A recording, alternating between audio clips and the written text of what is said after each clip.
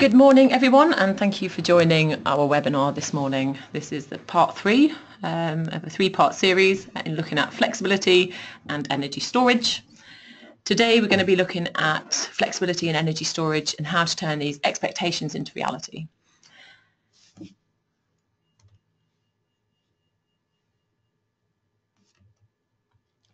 So on the webinar today is myself, Philippa. I'm a senior analyst here at Delta, and I've been leading our flexibility research.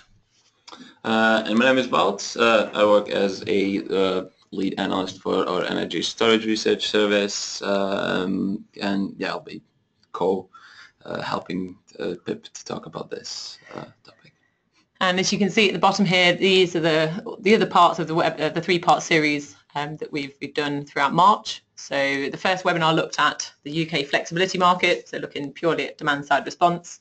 The second webinar looked at energy storage for the commercial and industrial sector. And today we're kind of merging the two and looking at the synergies between them.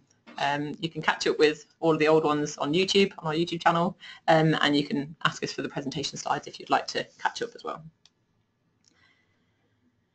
So today's webinar, what we want to do is give a brief introduction to Delta for those of you that are new to us today. For those that have heard it all before, just be patient please. We'll also be looking at the market today and just baselining it really and look at the future trends. We'll then move to talk about the customer at the core of the flexibility and storage proposition, and then kind of conclude with more around the business model side of things and how to turn expectations into reality, what are the key enablers there. And there's a few polls throughout to keep you on your toes, so please participate when these come up. They'll be about halfway through.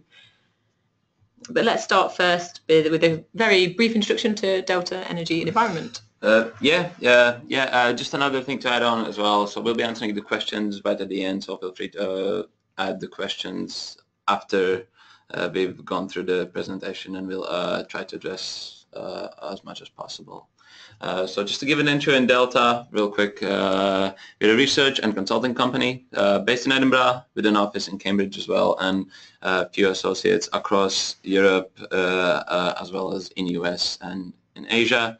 And really the key aim for our business is to help different companies to have a successful transition from old to new energy. So by old we mean centralized, carbon-intensive, commodity sales-focused energy towards more distributed, low-carbon, customer-centric, service-orientated energy.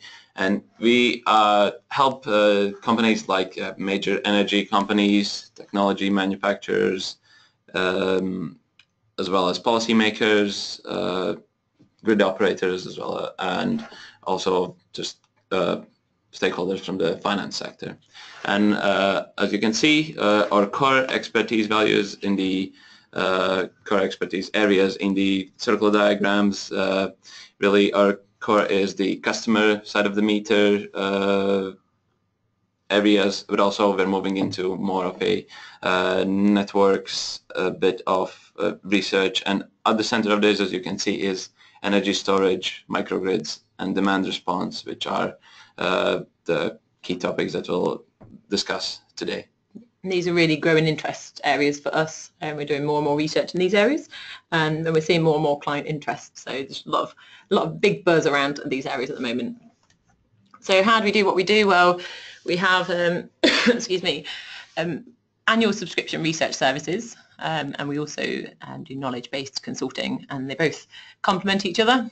So starting with the research services, we have 3 core areas that we research on a yearly basis. So heat research, our digital research, and our distributed generation and flexibility. And that's where we're really going to be focusing on today. As you see, that's where our flexibility multi-client study sits, as well as our energy storage research service. And we've also recently launched our alternative business models, and that really sits across all of our services, looking at innovations in the energy services space and business models. And along the bottom here, we have our Smart Energy Customer Panel. That's, we own a customer panel here in the UK, and we can go and ask them all sorts of different questions to find out what they think about all things energy. And our knowledge-based consulting is bespoke consulting in the areas that you can see there, so market analysis, strategy, due diligence, propositions, customer research, etc. Any questions about that, feel free to get in touch. So today's webinar is, as I mentioned at the start, is really based on our flexibility multi-client study and our energy storage research service. So we've just completed our flexibility multi-client study, and this specifically looked at the UK. It looked at the industrial and commercial sectors. It analysed the market landscape, and we interviewed lots of customers, so industrial and commercial customers, and we undertook a global scan of innovations in business models and technologies. With the study, we have a rather large appendix as well, with all our case studies and all the detailed research behind this report. And from the energy storage research service side, again, insights in this webinar have been taken from our INC behind the meter storage report that is available to our subscribers. And really in this report, we looked at two key markets, so Germany and UK, looked at market sizing and segmentation, did financial modeling and analysis of different values in each of the markets. So looked at value stacking and what kind of propositions can be created with different stacks. Also did a primary customer research with different CNI customers to see what customers think about storage, and also did a deep dive in the regulatory environment for flexibility as well as just CNI behind the meter batteries. And given both of these research reports, we thought it would be really nice actually to compare the findings from both of these, and that's how the idea of this webinar started really. And obviously these reports are big bits of work, but we just want to share a bit of our thinking around the synergies between these two areas. So before we launch straight in, just to define some of the boundaries for this webinar. So we've already mentioned, but just to reiterate, we'll be looking at industrial and commercial customers or their flexibility. We're specifically looking at behind the meter, battery storage and demand side response. Yeah, so behind the meter, we mean really batteries installed behind the industrial commercial customer meters, as it obviously applies, and we exclude very large storage systems installed on the existing power plants or co-located batteries. As for the sizing, really in our report we focused on batteries sized between 40 kilowatt hours up to 10 megawatt hours. And by flexibility, we use flexibility to encompass a number of different words that are out there, so demand side response, demand side management, VPP, flexibility, on-site flexibility, etc. So we use flexibility quite broadly to really just talk about the demand side flexibility. And the focus of this webinar is also the UK. We'll touch on some learnings from another market as well. So let's get stuck in. First we're going to look at baseline in the market today, and we'll start with having a look at storage. Yes, so as you can see, this is a kind of our view on how the behind-the-meter CNI battery storage market will evolve.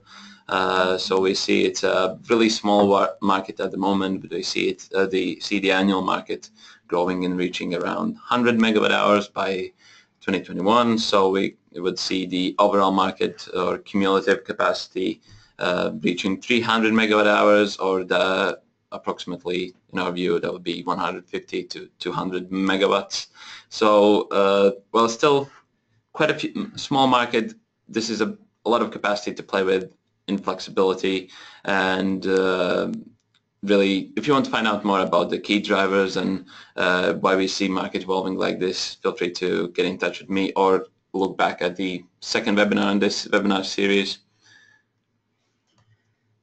Okay, so now looking at flexibility, I shared this, or a variation of this slide in the flexibility webinar, so I'll just briefly go over it for those that didn't join that one.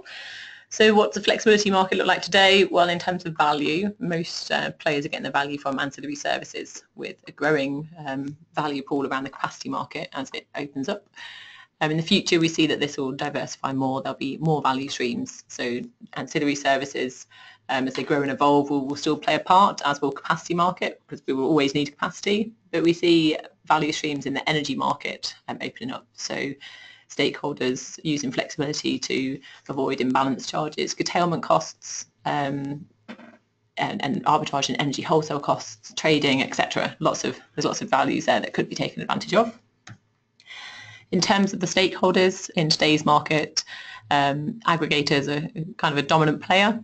In the future, we see this changing. Aggregators will still be a player in the future, of course. The think quite a lot of credit goes to them for creating this market.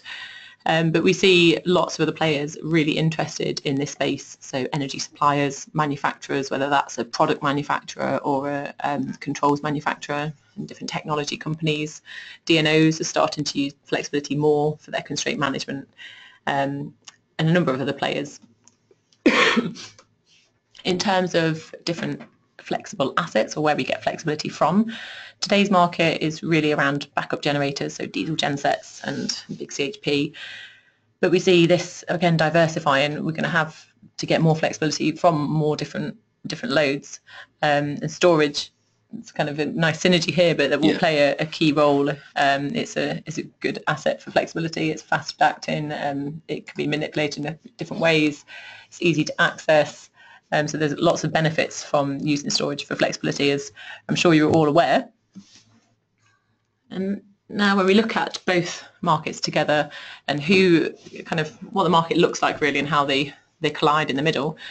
So looking at flexibility first, so these are kind of mainly aggregators, the stakeholders that are aggregating and monetising I&C on-site loads and generation assets. So it's a highly competitive market. It's quite crowded. There's around 3 gigawatts of flexibility on demand side response today. There's quite a lot of players that are coming in here and trying to get a piece of the action. So yeah, there's limited value to go around, but there's clearly a hell of a lot of interest, and that's continuing to grow. Yes, and from the storage side, again, a wide range of different players trying to get into, or with the potential to get into this market space. So battery storage manufacturers, vendors, integrators, with their specific knowledge. However, really the key that we see to be successful in this market is really partnerships between these two boxes. So to actually maximize the benefit from flexibility as well as storage, the key is partnerships. Yeah. And we're seeing a growing interest in that area as well. So 2 examples here are Kiwi Power and LimeJump with Enesco announcing recently that they're involved in both using storage assets for flexibility. So there's a couple of players there that are clearly showing signs of monetising storage flexibility, and we see this as an area of a lot of interest at the moment, and that more and more partnerships will merge here in between these 2 different players using the key capabilities from both sides to use storage flexibility. Yeah. So moving on to customers, I think we've touched on this in both webinars so far, but we see the customer as really core to this proposition between storage and flexibility. It's their flexibility that we're using. They need to buy the storage asset or want the storage asset on their site at the least. So it really is key, and it's about being able to identify the segments and making that compelling business case. Yeah, and before we jump into this, we wanted to ask you a question. So what do you think are the most interesting customer segments for monetizing flexibility from behind the meter battery storage? So is it industrial processes? Is it water and waste treatment? Or do you think it's data centers? Or do you actually think that it's a retail, offices, health sector, or education, really just public buildings? Or do you think there's another customer segment that we haven't mentioned that is on your radar as a good opportunity for behind-the-meter battery storage? And this is multiple choice, but you can answer more than one, and so feel free. If you vote in other, please put a comment in the chat or the questions. Let us know what you think other is. And as we said at the start, we're specifically concentrating on behind-the-meter storage here and flexibility. So we've got about 60% voted. We've got another 15 seconds left on the poll. It's looking quite interesting actually. And we'll share with that in the next 5 seconds. We're going to share. So if you want to participate, please vote now before it's too late. Oh wow, we just jumped up to 80% voted, so we're nearly there. And as I said, you can choose more than one, and we've left it open. And we've got some comments on other already. Perfect. So keep bringing them comments in as well. Okay, time's up for that one. Let me just close that and share. So as you can see, industrial processes is leading the way, followed by actually retail being an interesting, retail offices, health, education being an interesting segment, as well as data centers. So just from the storage point of view, our research shows, yes, industrial processes is actually really interesting for behind-the-meter battery storage, just from a big backup capabilities, as well as being able to provide peak charge avoidance, as well as maybe participating in frequency response. Similarly, we see actually from our research, water and waste treatment is an interesting segment, while not leading in this poll.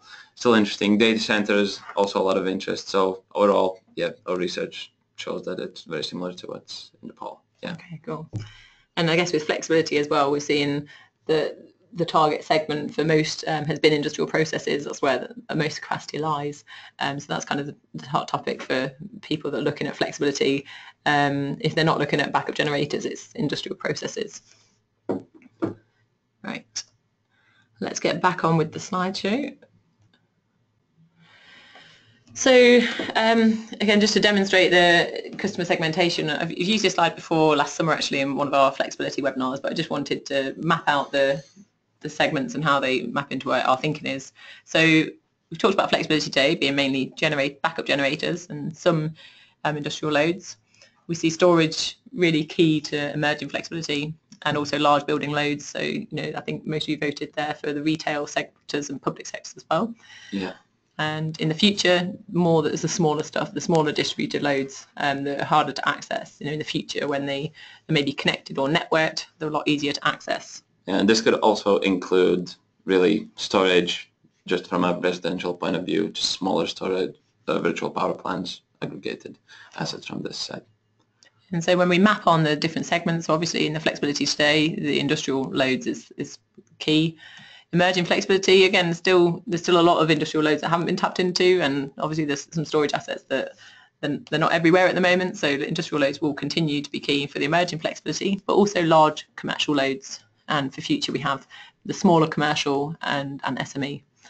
They all have their own advantages and disadvantages, but we can clearly see here that there's untapped potential for all of these sectors. So the further growth possible today, significant growth possible. There's some estimations that there's around 20 gigawatts of backup generation out there. And, if we're only using under 3 gigawatts today, then there's a lot of growth there. But also when we look really at storage, it's really, in large building loads, it's really untapped. And the small building loads, very, very largely untapped. So huge opportunity. And one of the things both of our researchers also looked at was obviously the customer decision-making process, because it is important in creating best possible proposition for the customer. So really, one of the key things we found from our primary customer research was that despite energy cost, energy bill implications on different businesses, actually energy and all things related to it are often just a secondary priority to the business. So really it's a key to make as easy to understand and easy to wrap your head around proposition to the customer that doesn't take a lot of their time or doesn't take a lot of their focus from the primary priority. And just to give you an example, we also mapped out a ranking of decision-making criteria specifically from our primary customer research talking about storage. So as you can see, the most important factor in the decision-making process really is initial investment costs, which still remain high for battery storage. Secondly, energy cost savings, followed by paybacks, return on investment, and then less important factors, but still for some customers, niche customers, backup power quality, as well as corporate social responsibility are actually significant factors, but overall they're lower on this decision-making pyramid. And what we see really is that addition of flexibility values to storage obviously helps reducing or improving energy cost savings, thus reducing payback, improving the return on the investment. And as the value and flexibility grows, also there is an emerging opportunity to do something with cutting the initial investment costs of, for now, quite costly batteries, so doing your ESCO type business model or power purchase agreement. So, sorry.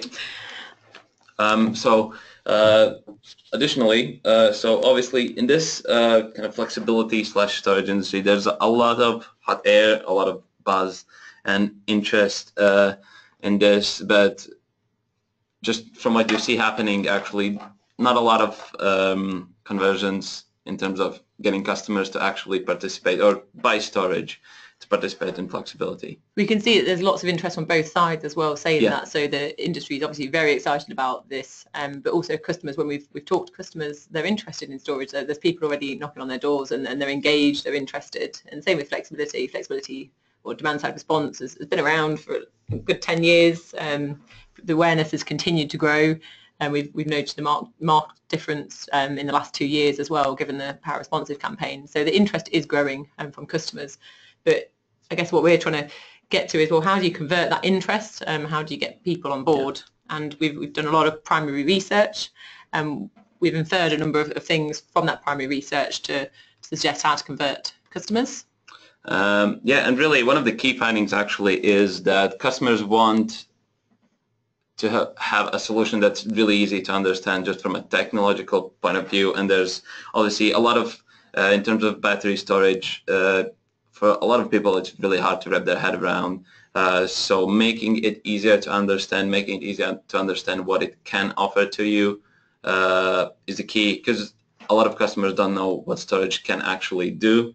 It just kind of remains with in their mind, it remains as just self-consumption improvement, but realistically batteries can do a lot of different stuff. So, and a lot of maybe the sales process currently are more around an engineering led, if you like, so talking about the technical characteristics and the different nuances between different storage assets, rather than making it super easy for the customer to understand. All they want to know is, what is this box going to do and how is it going to provide value to me? And it's about speaking in that sort of language to get the customer engaged. Exactly, yeah. And additionally, actually having case studies showing customers how your product, your proposition can help a customer to save, how it works, is a really important thing for customers. They want to have examples to actually see this working, and thus also actually helps in creating compelling business cases, which is also very important in converting customers into actually taking on this proposition. Additionally, having a bespoke proposition is really important, because there are different types of customers with different needs. Again, it's really important to be able to, while maybe having a standardized process of evaluating which customers are the best or which customers can get the best value from having storage and participating in flexibility, actually then creating this proposition that's more bespoke to individual customers is really important. Long-term market certainty as well, so obviously certainty in the values, but I think more an indication that this flexibility is needed in the long term would give customers a lot more confidence. Quite a few customers were worried about how sustainable value streams were and whether they should be interested in investing their time, effort and energy into this. So it's more around the messaging of, okay, this market is a long term. It's not a quick book today. It's more of a long game. We're going to need this flexibility in the long run, and that again around mitigating that risk to the customer. If it's too risky, it kind of puts customers off. And I think one of the really important things from the storage research actually was around providing this project finance, and that really helps to make the business case more compelling, and that's something I think Valts touched on from your research. So given the cost of storage today, providing that project finance to make the business case more compelling is really important, and one of the key findings we had. We need to overcome the kind of key factor that is a barrier for storage uptake right now. Yeah. And when you compare that again to the ranking decision-making criteria that we just went through, that's another way to mitigate against that. Yeah. So moving in then to, there's lots of buzz, there's lots of interest. How do you convert these customers? We've given you an indication on kind of what customers want and how conversions will be made, but let's have another look at from other markets actually and see what other people are doing and how we can apply this to the UK market. Yes, so from the energy storage research we've done, actually we've done a big study on business models, and one of the quite interesting business models again comes from US. So this is the STEM business model. I think a lot of you have already heard about this. So basically they're providing storage as a service to CNI customers in primarily California. But the key aim really is to cut down their energy costs, and they've really found a niche opportunity in cutting down peak demands, which is a really high value, or it's really expensive to CNI customers, so it can be from 30 to 70% of their actual energy costs. So really found a niche opportunity, and the business model again gets rid of one of the key barriers and one of the key things customers take into account when deciding. They take away the upfront investment from customer side, so make it into a pay monthly service where basically the customer starts saving from day one. So you just pay monthly charge, and STEM really takes care of reducing your peak and thus reducing your bills. As for STEM, because of the high value of the peak, cutting peak charges, really, they can get payback within already 5 to 6 years. Obviously, again, it depends on the case. It's really similarly to UK, a bit more bespoke market than maybe residential storage market, but yeah, payback is reached within lifetime of the system, which is already very good. As for how this could apply in the UK, at the moment, obviously, just from a flexibility or just values from flexibility point of view, none of the values in UK flexibility are as high as the peak demands in US. So obviously you cannot just copy this type of business model and use it in the UK. Similarly, the few regulatory and policy uncertainties around the kind of long-term benefit from different values. However, we see a lot of interest, a lot of work done to simplify the values, to work on making these values or creating more certainty around values, also making it simpler to stack values in the UK, which could thus allow this kind of proposition to actually work. So maybe not focusing on one value, but actually if you simplify stacking values, you could just create a proposition with a certain stack that you know will work for 10 years and create a very similar business model in the UK. And as you can see from the previous slides, customers would see this kind of proposition really appealing, easy to understand, again, low upfront investment. So really we see in the future something like this working. It just really requires kind of being the first one to get into this type of thing. So we're going to talk a little bit about the enablers to monetizing flexibility from behind the meter battery storage. But before we do, it would be great to get your thoughts on that. So again, I'm just going to launch a poll here. We'll give it 30 seconds. So what do you think is a key enabler for monetizing flexibility from behind the meter battery storage applications? Is there one key thing that could help? Is it a mixture? Is it about the right business model? We've just talked around STEM, really interesting business model. Okay, the policy, regulatory and value streams sort of environment is very different in the US compared to the UK, but is it about applying a really good business model in the UK? Or is it about commoditization, so drilling the costs of batteries down and making it more of a standard sort of thing, off-the-shelf sort of sale where customers are then more aware and can adopt them more easily? And then we have also customer awareness and adoption. Do we need to raise awareness even more for storage to get the sales? So yeah, what do you think? What's the one key enabler? We've got about 60% voted. We're closing the poll in the next 5 to 10 seconds. So if you do want to vote, please vote now. It's been quite an interesting one to watch actually, because it started out very strongly and then it's completely changed. So I'll give you another 5 seconds actually to see if that changes again. That's been really interesting to watch. Okay, right, I'm going to end it there.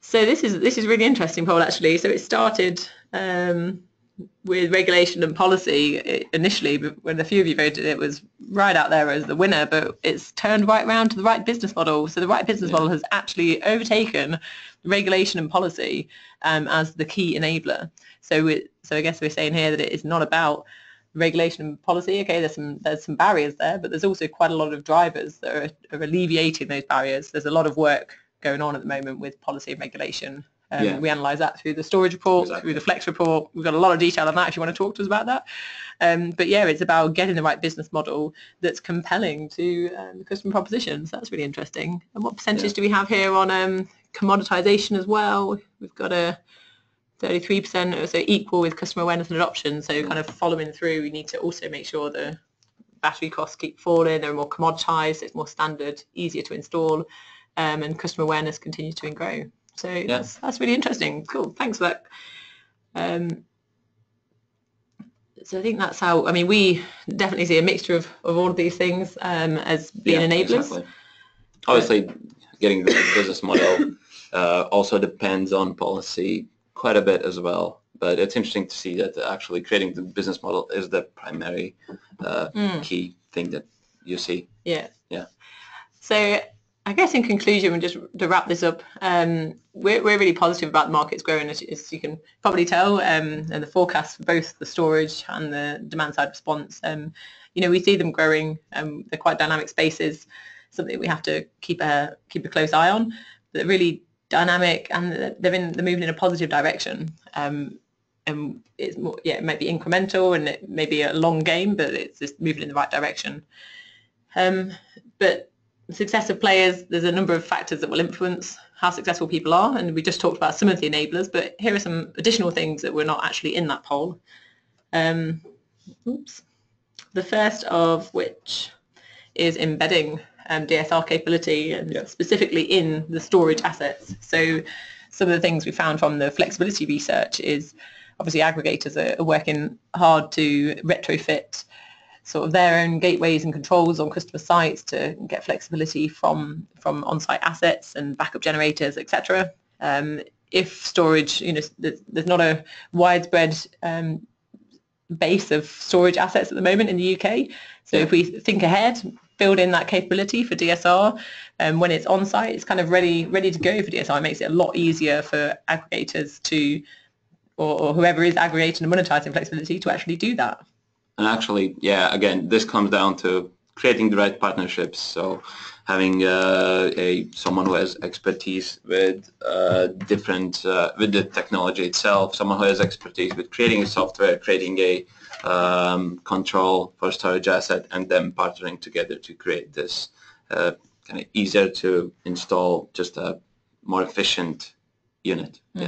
And I think the right partnership also plays into some of the things I looked at in the first webinar on the competitive advantage of different players. So, and some of the things we looked at there is, we need a compelling proposition, but you also need the ability to grow with the market, and as well as have on-site presence with customers and a number of the other factors that if you watch back the first webinar or give me a call, I'm happy to discuss.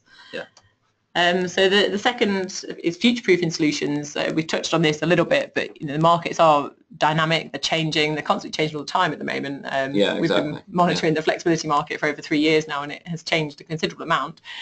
So really, again, creating a proposition that is aware of the potential changes, and there are a lot of questions already coming in about how we see flexibility market values changing, and really being able to create an agile solution that can adjust to changing values. And maybe if you have again, comes down to partnerships, someone who has knowledge, someone who has the technology, coming together, creating a proposition that is agile to the changing flexibility market. Because at the end of the day, more flexibility will be necessary. It's just harder to tell what shape it will take. So having a solution that can adjust to those changes is the key. and whilst also not really impacting the customer. So, going back to our customer-centric proposition, but we really need to be continuously maximising the value for the customer's flexibility. And that really plays into our last point on this conversion of customers. We've touched on this in our webinar, but it's really about keeping it simple, making it easy for customers to engage. So storage as a service, flexibility as a service, sort of propositions. Innovation around the business model. It's not about just selling a product anymore. It's about monetising flexibility from new products. Yeah.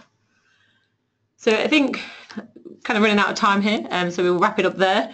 We'll answer some questions now for the next 5 or so minutes. So we've got a lot of questions in there, but just to conclude, so we've gone through today some of the synergies from our findings from both the flexibility multi-client study we've released on the UK, which took a global scan of different business models and technologies, as well as looked at the UK market landscape and UK industrial and commercial customers. And we've compared this against one of the reports on the energy storage service, which specifically looked at energy storage for commercial and industrial customers in the UK and Germany. And so this webinar is kind of our first thinking around comparing these two reports together. There's a lot more to say. It's obviously only a short amount of time we've got to talk to you today. So if you do want an informal chat about either of these two areas, we're always happy to discuss. We really like talking to people in this area, so please, I'd encourage you just to get in touch, even if it's just for a chat, or give us your view, challenge us. Please do email us, call us. We'll be happy to hear from you. If you want more information about either of the reports, then feel free to contact myself or Valts. Just to clear a few things up, there are a few small questions about, firstly, the slide where we have boxes with different players in the market. Again, it's not all of the players in the market. We just gave a few examples because realistically, if we would try to add everyone that's trying to play into flexibility as well as behind the meter CNI storage market, we would need more than one slide, which again shows how oversaturated the market really is. Yeah, and we tried to pick out the UK players, like some of the bigger UK players specifically. Yeah. There's a lot more people doing trials and creating their commercial propositions at the moment, but we tried to just pick a select few, so we don't mean to offend anyone if we haven't got your logo in. It's not, no offense please, but we'll make sure it's in on the next one. Yeah. Another question about the latest poll and percentages in the poll. Again, there was a multiple choice poll. That's why the first two leading ones were 58 and 63%. So really, it's not like elections in Russia. It's just multiple choice. Yeah. There was another one on definition for CSR. That's corporate social responsibility. Well, there's absolutely loads of questions. This is fantastic. If you have any more questions, please keep sending them through. I guess we'll just go through them one at a time. There is one question talking about specifically frequency response and how this value will develop in the future and how this will impact the storage viability. So really we see frequency response as about, so first of all, increasing in value, and secondly, becoming more of a value that actually only storage can offer because of the kind of response times decreasing, or necessary response time decreasing for frequency response, and really only batteries can offer this kind of response time.